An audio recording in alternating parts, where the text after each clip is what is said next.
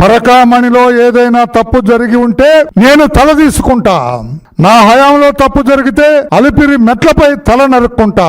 భూమన కరుణాకర్ రెడ్డి గారి వ్యాఖ్య.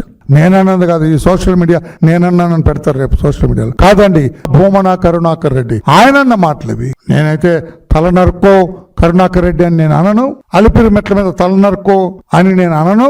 మీ వ్యాఖ్యలు మీ చిత్తశుద్ధికే నేను వదులుతాను. కానీ ఈ దొంగతనం ఏంటి?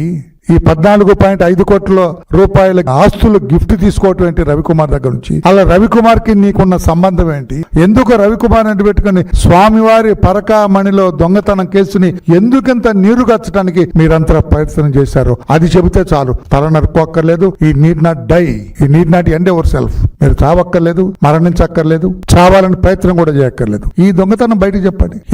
ఎన్ని వందల కోట్లు వాడు కొట్టేశాడు, ఎవరెవరికి పంచాడు? ఇప్పుడు ఆ రోజున 14.5 కోట్లు స్వామివారికి ఇచ్చేటప్పుడు స్వామివారితో పాటు ఇంకెంతమందికి ఇచ్చాడు? వారు 14.5 కోట్లు రిజిస్టర్ చేస్తే ఆ రిజిస్ట్రేషన్ డబ్బులు ఎవరు కట్టారు? వీటన్ని కూడా కూలంకషంగా దర్యాప్తు చేసి స్వామివారి భక్తుల విశ్వాసం సన్నగిల్లకుండా చూడాలని చెప్పి కూడా మేము సిఐడి వారికి విజ్ఞప్తి చేస్తున్నాం.